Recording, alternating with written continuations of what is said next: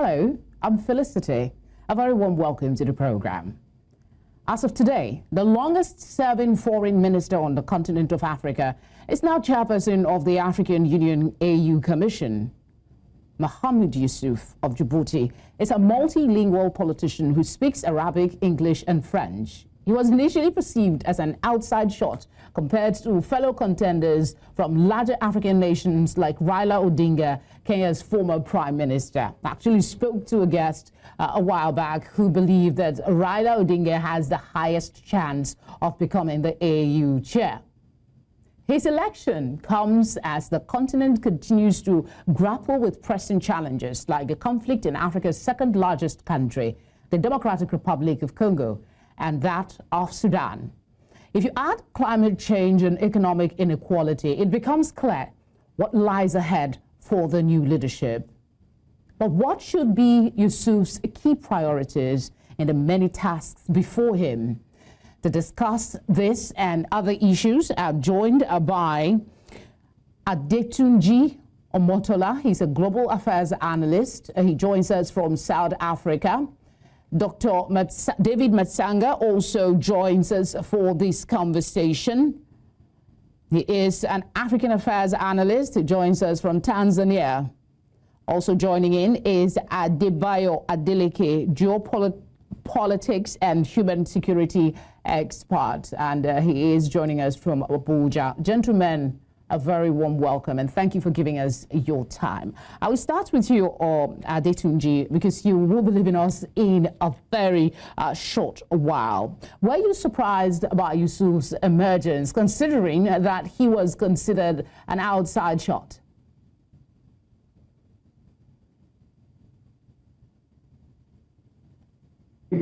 35 years after Nelson Mandela's release from jail, 2 days after 35 years of his release, we now have a new AU leader, because the past 8 years has been quite horrific for the continent. We've seen what happened in the ECOWAS region with the exit of Mali, Niger, and Burkina Faso from ECOWAS. We see war in Sudan and conflict in the DRC. So many of us have been wondering, where is the African Union? Now, with regards to the emergence of Mr. Youssouf, Foreign Minister of Djibouti, I think it's a victory for young people. I mean, this is a man that was born in 1965.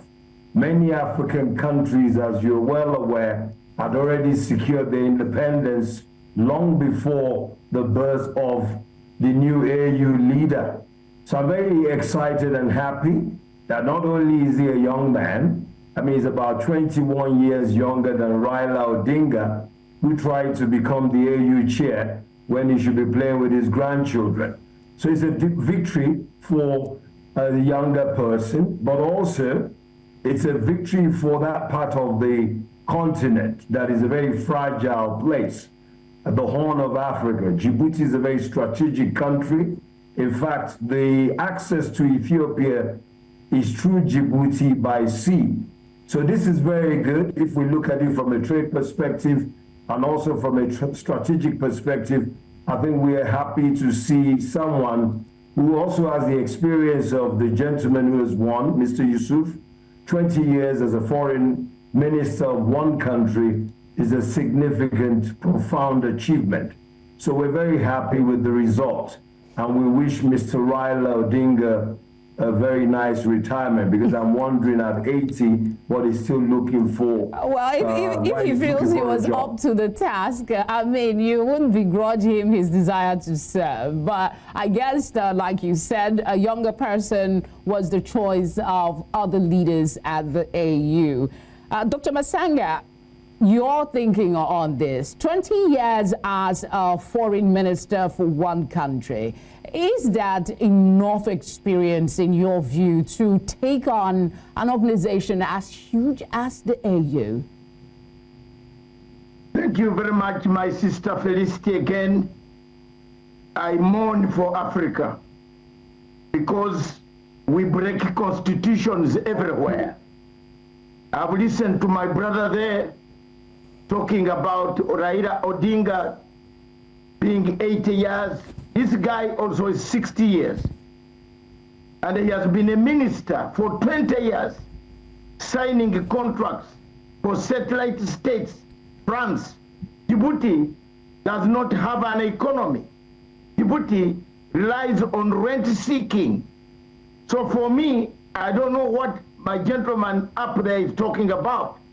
We are not talking about age here. We are talking about where Africa, who can handle Africa, who can get us out of this conflict. I don't think. Dr. Matsanga, Dr. Matsanga, he is entitled to his view. You are entitled to yours. But hold on, I'm actually going somewhere with that. Raila Odinga is 80. Aside from the physical infirmities, there are those who are also concerned about the mental strength to take on the challenge for another 4 years. And you know that it is an extendable year, and you can do another 4 years. That would be, if he was to go on for 8 years, he will be 88 years by the time he is done. There are a lot of implications that come with age. Experience is great, a lot of persons would say, but age is an issue that you can't sweep under the carpet. Yes, we do understand that, but we didn't come here to bargain about age. We came here to put facts on Africa and the AU as it stands.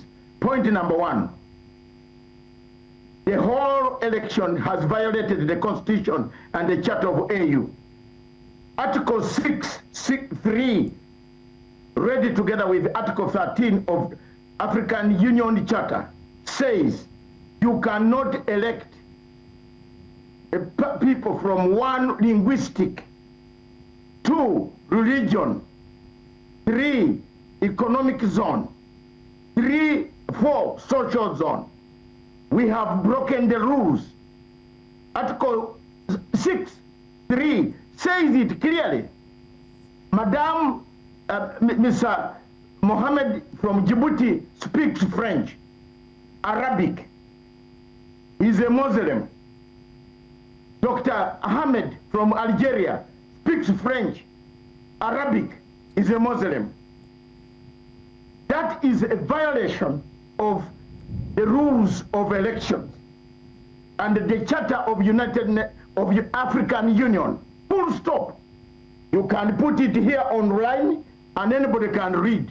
It will tell you you cannot have 2 people running the AU headquarters when they have the same background and from the same linguistic approach. First of all, and lastly, I want to thank President Tinubu.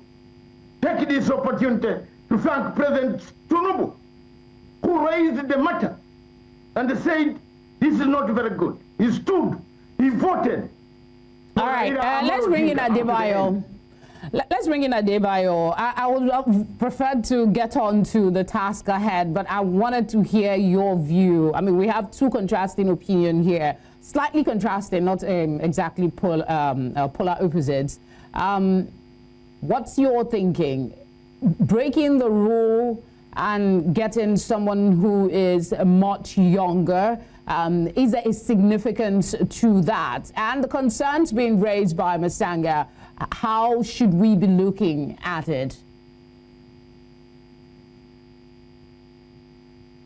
Question, I joined the discussion late, so I can have a proper context with which this question is asked.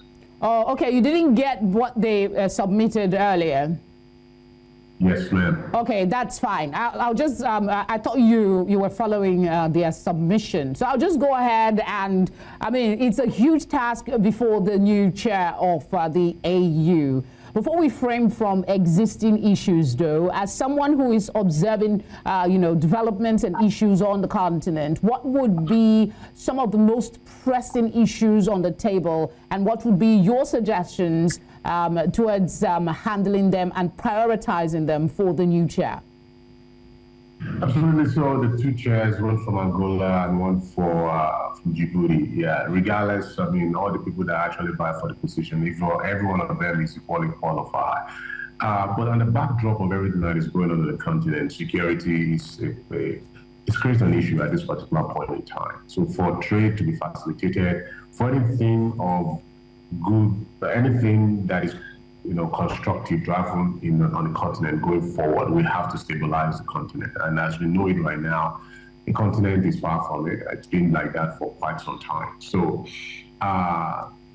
so the first thing on the agenda, we have the issues in Sudan and we have the issues in DRC. These are the two contested areas at this particular point in time. And other, hot points, flash points across the globe, of course, in the Sahel as well, and see what's going on in Mali, Burkina Faso, Niger, and Chad, respectively. All those things are still contested area. Nigeria and some part is still contested. And then the whole continent as a whole is a contested environment with so many influences, with different, we are now shifting towards a multipolar world. We have influence of Turkey, Russian, America, British, French, and and all these things are, so convoluted and is making the whole continent stabilize. So the first task for both presidents, both on the union and the commission side, is to how to devise a plan to stabilize the continent, because nothing good will be able to be, accomplished without a stabilized continent. Without a stabilized continent. And regardless of whatever we do right now, if we don't actually prioritize security at the backdrop, it's just gonna be actually fetching water with basket. Okay. Adetunji, what do you make of this submission about security? Does it outshine the need to work towards economic integration? Because that's an ambitious goal of the African Union, to get us better economic integration and development. Yeah, look, security is the big elephant in the room. We have a war in Sudan. We have the M23 expanding their footprints across the DRC. They're now in Bukavu. There was the East African Community and the SADC joint conference in Tanzania. They said they must have a ceasefire, that they must open up the Goma airport. That hasn't stopped the M23 from their advance.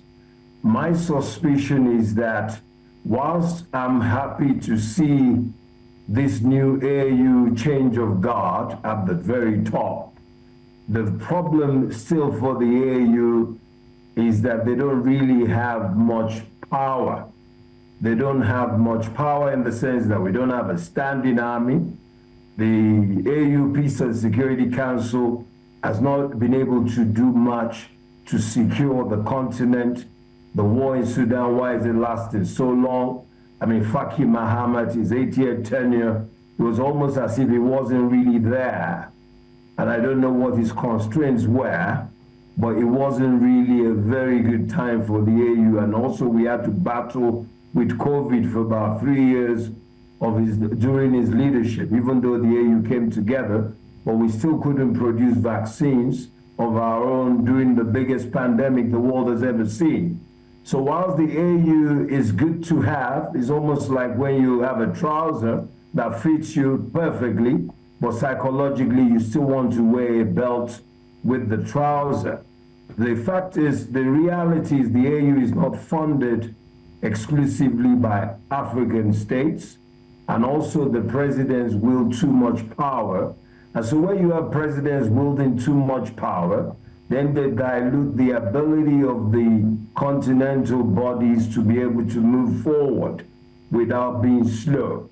So I'm afraid that there's not much that is going to change with this appointment. I've seen the likes of Dlamini Zuma, Jean Ping, and then we've seen even Alpha Konare. So for the last 30 years or so, the AU has had, different leaders, but Africa still remains a continent that is sending its young people and skilled people abroad because of poor governance and a lot of capital flight. Okay. As we're speaking now, let me finish this point. As we're speaking now, the immediate past Minister of Finance in Ghana has been declared a fugitive. That is a setback for Ghana, and that is a setback for the entire continent. Okay, the optimism with which you welcomed Youssouf, I would have thought you would have been a lot more optimistic as to the opportunities that will, be before him. But I want to take on something you said about the the finances of the institution. There is need for reform, and I understand there was one that was started in 2016, 2017, but it is not completed yet. Is there any hope, based on what we know about Youssouf, that there might be progress in this regard under his leadership?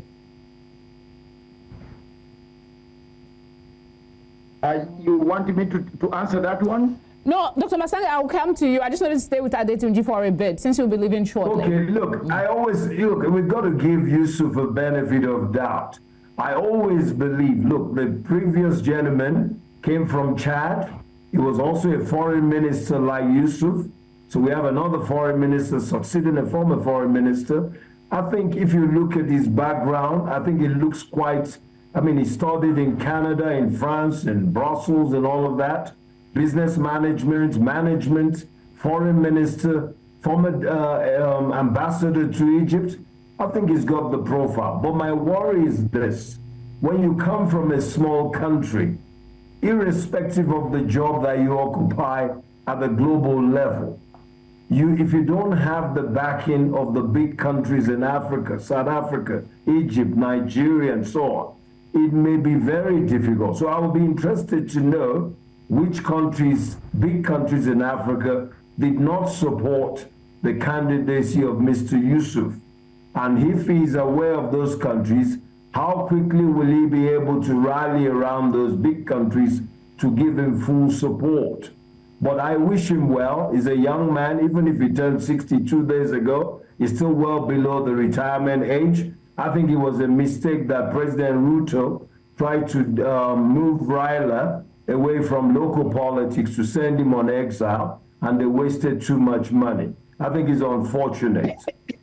Okay, just on a lighter note, I would say 60 is the new 40 these days, considering the age bracket we have for leadership across the continent. Dr. Matsanga, let me come to you. I want to stay with the issue of finances for a bit so that we don't go back and forth. One of the issues that was raised about AU's financial independence also stems from people saying its viability, its role in actually ensuring unity on the continent is, it's neither here nor there. While member states contribute about 41.85% of the estimated expenditure, which has to do with salaries and all that, other international partners submit about 58.15%. That's the current budget that was adopted in July 2024. Does this worry you about the independence of the AU, and is there something that the new leadership can do towards addressing this? Thank you very much, my fellow panelists. I am very, very worried man. And for the records, I am one of the few people who has been pointing out for the last 8 years of Muhammad Faki that Africa should change its course by having its own resources. We rely on countries of European Union funding us, yet we have a lot of resources. It worries, it must worry any African, whether you are on this side or the other side. It must worry you that a whole continent begs from people who have infiltrated us. The French, for example, they have infiltrated our organization. They have captured our organization. Felicity, I have been one of the few people who has investigated several cases in AUC. I found out that 3/4 of the people, the money coming in comes from donations, especially France. It dictates the timetable. It dictates which country should be disorganized. It dictates which country should be funded, not which one should be destabilized. This is very clear. One instance is DRC Congo, where you find during the elections, the AU, the French told Mr. Faki that don't recognize Tshisekedi's elections. You remember that, all of you here? And then after they had sent there, spent over $1 million for observers to come bring results. Then after one day, they cancelled that election and said, don't recognize, don't attend Mr. Tshisekedi's swearing in the ceremony. Only 2 presidents, 3, 4, 5, and some of us went there. Then you can find that as long as we don't have our own funding, brothers and sisters, if we don't have our own money coming from Africa itself, we shall be colonized, recolonized, neocolonialism comes in. That is why even right now as we speak, the 2 candidates were actually fronted openly by the French. And that's why some of us have got to the... All right. Dr. Matsanga, thank you very much. Just to acknowledge that Adetunji Omotola has left the conversation. I did let you know that he will be leaving us early. He had prior engagement, but we are grateful for the time he was able to give to us. Let me come to you, Adebayo. We're talking finances, but I think we skipped ahead, and that was because of the submission that Adetunji made. I want us to go back to the basics. There's been conversation about, the continued viability of AU, or maybe restructuring or taking it down and starting afresh. Analysts also say that renewing the member states' commitment to the AU's shared values might be a way to start to rebuild trust in the ability of the organization to really set out for the people. They are concerned about shared values on human rights, the rule of law, the rights of women and minorities from the past. How can Youssouf promote these values if we are to remain viable? Oh, thank you. Unfortunately, as well, I just received a message that I have to leave, but I will answer your question quickly. You have to leave. Yes, sorry about that. But so here's the deal. AU is a weak institution. It's not like every other bloc that we've had in the past. And for it to be viable, we have stronger nations within AU that are stronger than the Union itself. We have economies like and institutions like Nigeria, South Africa, Egypt, and all these other powerful countries that are they can bulk on AU, and that itself is a problem. And the modern fact is, because we are Africans, we in the construction of African Union, it's such a way that is westernized in a bit that it's quite difficult that we're running from colonialism, but we've still been we are colonizing ourselves in so-called the African Union that we created for ourselves. And for me, because it's such a weak institution, nothing viable will come out of it until the foundation of the AU is solidified.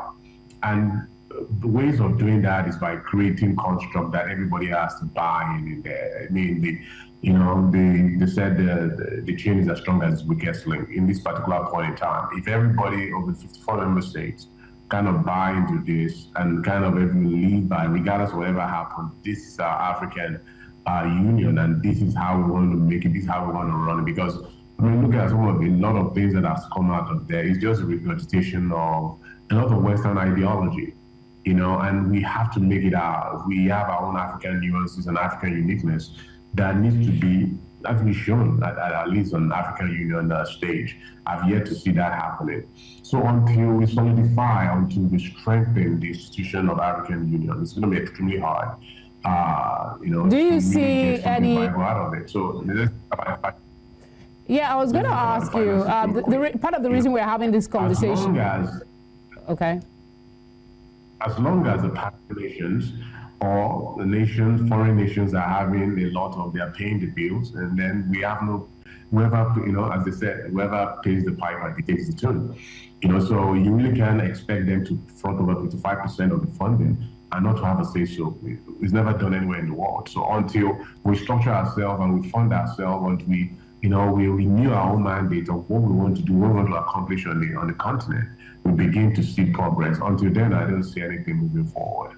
Okay, I promise. I mean, the entire conversation we're having is on the new leadership of the AU and the possibilities that might be there. Please don't leave yet. I need you to speak to this. You don't, correct me if I'm wrong, you don't seem to have much faith that this new leadership will do much for the AU. It's hard. It's hard when the foundation is weak. It's really, really hard. Like the gentleman said, that's for the past, all the presidents have been in the last 30 years, nothing constructive and nothing, bold has come out of it. Africa is still being exploited. African Continental Free Agreement is not being fully done. Even at the execution of it, I've yet to see it. I mean, I believe in it. I believe it's a great mandate. I believe it can actually set us on the right path. But the foundation has to be strong. If anything happens today, and AU said this is what's going to happen, Nigeria probably needs to abide to it, or South Africa needs to abide to it. But I don't see this country like, who are you to tell me this is how to run a sovereign nation? And all these things, it tells a lot. It tells a lot. So the new leadership has a lot of challenges ahead of them. But the immediate one, you have to kind of stop the bleeding first, is to kind of figure out a way to quench the insecurity in Sudan and DRC. DRC most importantly. And I believe the gentleman out of Angola, because of proximity and also the part of the East African nation, they have that. I believe he has that ability. Angola had its own issues after the Portuguese left, and they've been able to kind of figure out a way to coexist with DRC. And I believe that methodology probably needed right now, which what's going on with DRC and Rwanda. So on that premise alone, I believe that they'll be able to offer some help. But in the larger picture, in the largest scheme of things, the African Union Foundation has to be strengthened. And maybe we have to tear a lot of things down to restructure. The restructuring is needed. The way things are going right now, I don't see it happen. I mean, every country is influenced by some other foreign entity. So as long as that continues to happen, I mean, it's extremely difficult. It's a tough sell to anyone that believes the African Union is going to do certain things. So it's just my belief. I mean, it's not like I don't have faith. I mean, but until you prove me right, until you prove me wrong, I'll continue to toe the same line. Okay, it's quite heartbreaking, though, the conversation around the viability of the AU, considering the power that it can have if it truly is strengthened. I want to say thank you, Adebayo. Do we still have you? Because I need to go on a short break and come back. Thank you. I'll be gone by then. All right. Thank you very much for giving us the short time that you did. We appreciate it. You're most welcome. Thank you for staying with us. We're still looking at the emergence of Mahamoud Youssouf as the new AU chairperson and the task before him. I still have Dr. David Matsanga. We've been speaking on the subject. We had two other guests who have now had to leave. So, Dr. Matsanga, more time for us to discuss. In the course of the conversation, a lot of talk has been on the conflict in the DRC and what is going on in Sudan.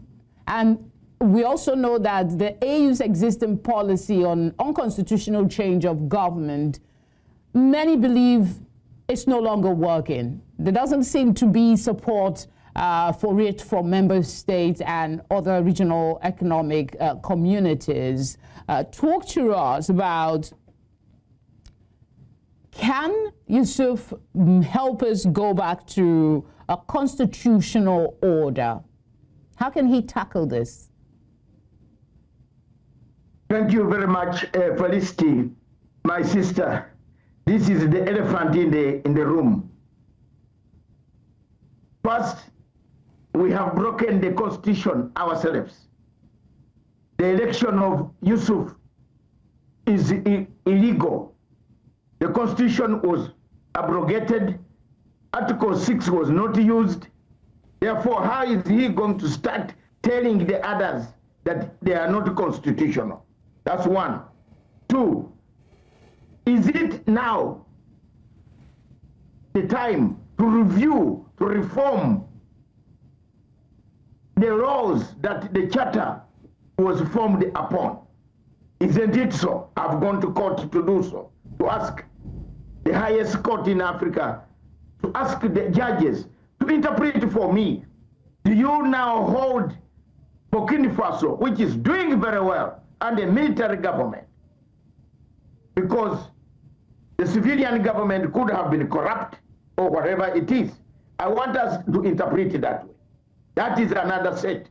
Now, when you come to unconstitutional, you remember very well Mohamed Faki, the president of Chad, where he is born, was killed by rebels at the front line. Instead of installing the vice president, they installed the son of Mohammed, of Idris, unconstitutional. He did not even condemn or ban. Yet there was a vice president who was a running mate together with Idris. We should have put that vice president as the president. So constitutionalism in African Union is not there, it's gone.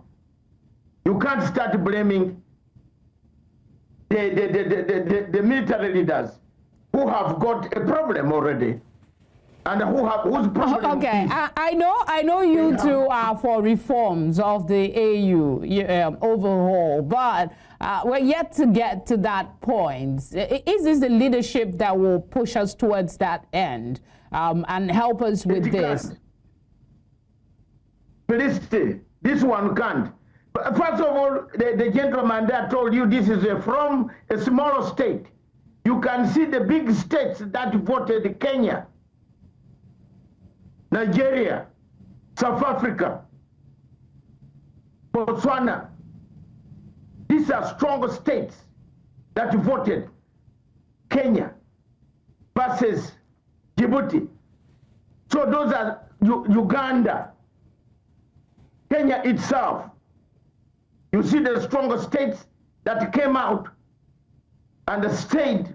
We don't want Djibouti because they saw the influence of the French coming in, paying for the everything that is in Djibouti. Felicity, you have never been there, you better go there. Everything in Djibouti is French, France, everything. Even the food they eat food from France. So everybody was worried. So it is going to be impossible. This Mahamoud cannot manage, will not manage.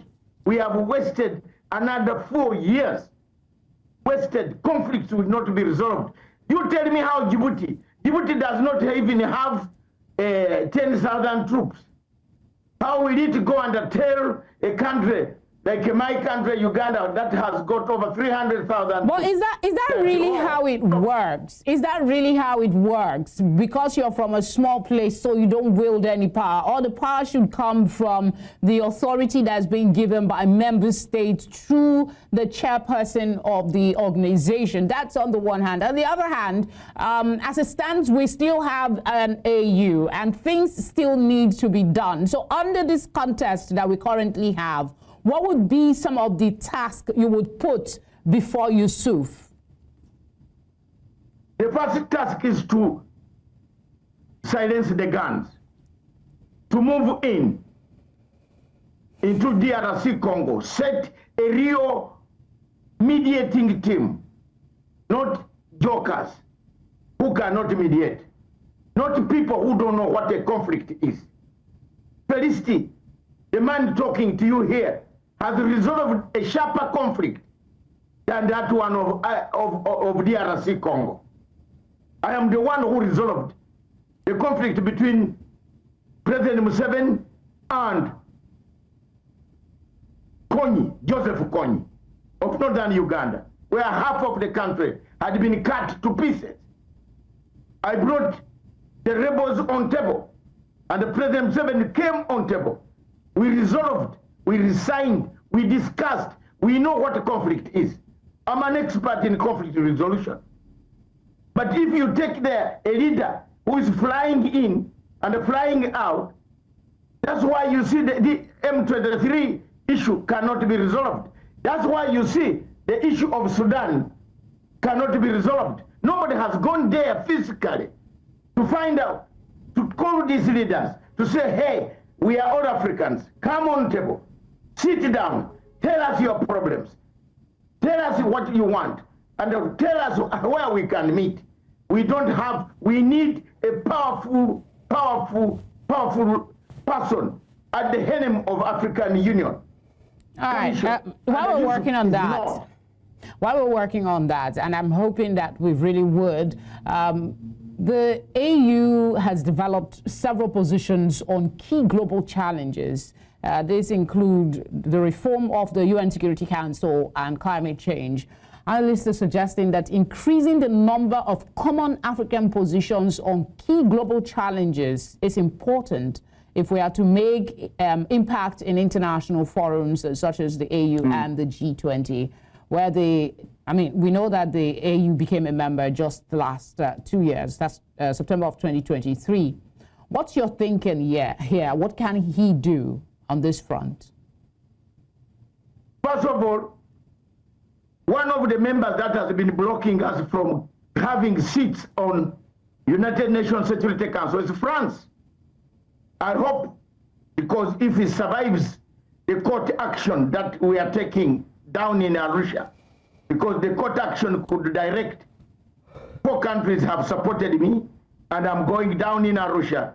We are laying the papers before the judges that the court action to call presidents again to remove that imbalance, the marginalization of other communities, religions, and languages. It has been, so we need, for me, my opinion on United Nations, Africa needs 4 seats, not 2, 4, so that each region with its ECOWAS, East African, SADC, and North, they can have 4 seats on United Nations Security Council.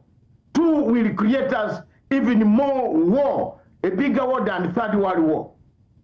That will cause, who will take the 2? We shall be divided. So this is what has been the West. The West always does that, Felicity. They divide us, they give us little, and then we fight like hyenas fighting over meat, which is very little. 4 seats would be the best type for us as a continent with 1.4 billion people, Felicity. We need 4 seats. We are people. We are not, all the things they get from our continent. Why are we seeking for 2 seats? And then these 2 seats have no veto. You give us food, but you say don't eat and don't decide which type of food you should eat. That one, I, Dr. Matsanga, am not in agreement with anybody seeking 2 seats. We need 4 seats. Okay. And I hope Youssouf can push for 4 seats, since France has been the one blocking Africa from accessing United Nations Security Council. You know, another thing that has caused me pain in Addis Ababa is this. We have conflicts in southern Cameroon. Nothing was brought over the table, Felicity. We have not even heard about the suffering of the people. Nigeria is receiving too many refugees from southern Cameroon. They are already overwhelming your systems in Nigeria. You have your own difficulties, and the refugees are coming all over southern Cameroon, where Paul Biya and his government are slaughtering people. Now, we did not talk about that at all. So, what type of African Union is this we are going to have, including if you bring a French-speaking man like the way we have brought Mr. Youssouf? Okay. France is the one controlling Yaoundé. So how are we going to finish the conflict in Yaoundé?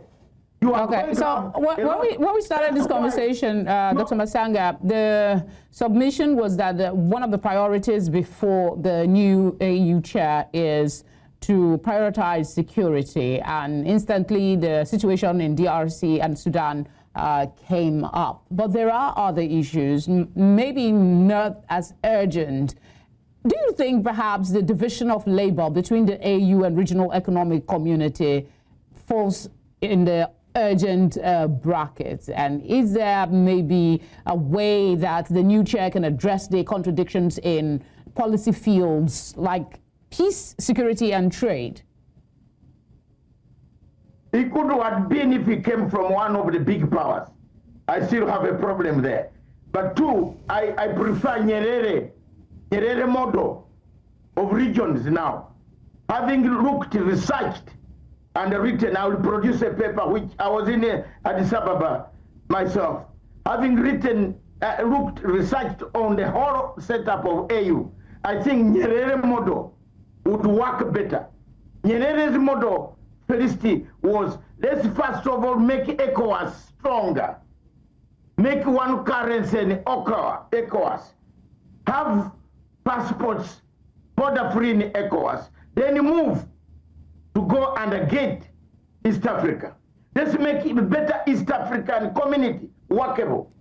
400 million people trading amongst themselves without borders. Then we can meet in Addis Ababa. Let's make SADC workable. This model of Nyerere is the model that I would now think Africa should develop, because in the whole Nkrumah approach, the Nkrumah approach now brings us a problem, because in Nkrumah approach we have an enemy called France. Every time we want unity, France comes in, supports one side in all conferences, Felicity, of Africa. I'm talking to you, my sister, because I have been in these conferences. When you go for an African Union or an African summit, French-speaking countries sit together and hammer English-speaking countries. Islamic states sit together, combined with the French speakers, hammer the English speakers. There is no equity. So we better go for Nyerere's model. And if the chairperson, the person that they have selected, wants to win upon people, he should encourage regional groups, ECOWAS, East African Community. For example, ECOWAS people cannot move to SADC, cannot go to SADC. Nigerians cannot even enter Johannesburg. But South Africans enter our territory free. We have to harmonize all these things. Put the borders free for all, but first start with our own regional cooperation. Nyerere model. Nkrumah model was united the whole Africa. Impossible. Because right now, the French are using Nkrumah strategy to penetrate us, infiltrate us. All right, let me pick on something. Let me pick on something you said. You talked about the possibility of an African passport. What is the potential? Do you see, let me rephrase that, do you see potential for progress on the free movement of persons and the African passport, especially knowing that the chairperson has, only limited time to be on seats and to, also maneuver against unwilling member states? Let me tell you, Felicity, I was in the hall when this issue of passport, they told us to bring photos. I even took my photo. They told us when Madame Dlamini Zuma was there. I've attended all African Union summits, whatever they are. I'm called as a special guest of African Union with a badge, able to enter the main hall, listen to what the presidents do, then leave the presidents to go out, stand out, then come back. I have been a special guest. When you're a special guest of the African Union, it means you have some information, knowledge that you can give to the AU chairperson. This issue of passports came up. They told us we shall, by 2020, we shall have one African passport. Guess which country refused? And I'm always frank, South Africa. It says, no. This will bring too many Ugandans here. This will bring too many Nigerians here. This will bring, we cannot make any move in AU. This Youssouf of Djibouti is a dwarf in a giant's home. It is difficult for him. His voice will not be, they have already started telling him off. They have already telling him off. You needed a person, a bulldozer, a street fighter, a man who knows inside Africa, who can fly into Khartoum and say, let's have no borders, let's have no immigration, just come as an African, enter this country. We need this passport to work. Let everybody have an African passport, and that would have been Raila Odinga.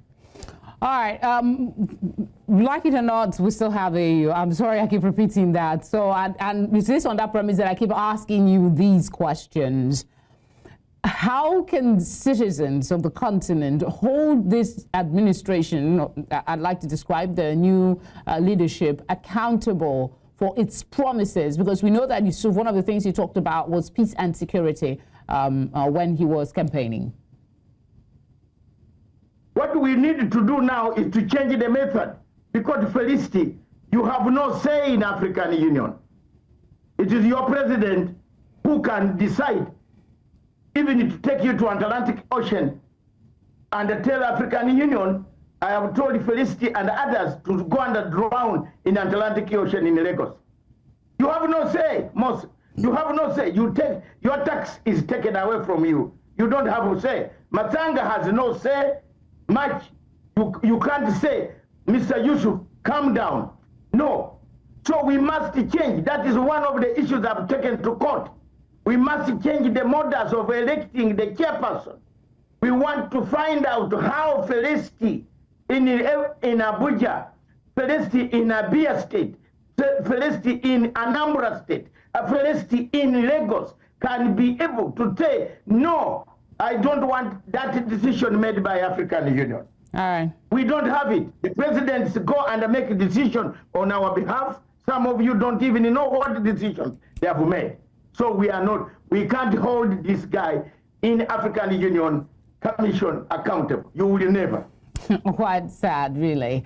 But we'll have to leave it there for now. The conversation definitely continues here. Thank you so much for speaking with us. We appreciate your time. Thank you very much, sir. So I will give you a copy of my filing that I've filed in tomorrow in the court. Okay. Annulling nullification of the entire process so that the judges can now make new guidelines on how they can go, the heads of state can fly again into Addis Ababa to elect. Otherwise, the two are illegally, they are constitutionally. They are not supposed to be French, Muslims, Arabic in one place. Okay, we'll be interested in seeing the outcome of that court case, Doctor. The point that I don't want to miss, Felicity. Out of 9 commissioners, 8 commissioners are English speakers. Where is a French speaker? Only one. That is not a balance. That's not the AU that Nyerere wanted. That's not the AU that Patrice Lumumba died for. That's not the AU that America brought. Ture, Gabriel Nasser. All right, Dr. Matsanga, I'm really sorry. We have to go. So thank you so much, as always. Thank you. I am sad. I'm sad, my sister. There is no it's quite unfortunate, really. To be fair to him, Africans have been battered by skepticism from unfulfilled expectations. They're tired of broken dreams and promises, and we know that the concerns about the AU is valid. So the task ahead for the new chairperson is monumental. The AU needs a major reboot. That's a consensus among the 3 guests I had today, to refocus on African unity, economic cooperation, and building its own strength. The new chairperson must make the union work for ordinary Africans, not just the elite. Dr. Matsanga emphasized that if we are to hold them accountable. As we close off today's conversation, remember that civilization as we know it today is because many dared the odds to dream big. What if we dare to dream that this new leadership could seize the moment to reimagine the AU as a force for true transformation? Sincerely, as Mahamoud Youssouf embarks on this journey, we wish him wisdom, courage, and the unwavering support of African citizens everywhere. The future of this continent depends on it. Thank you for watching. I'll see you next time.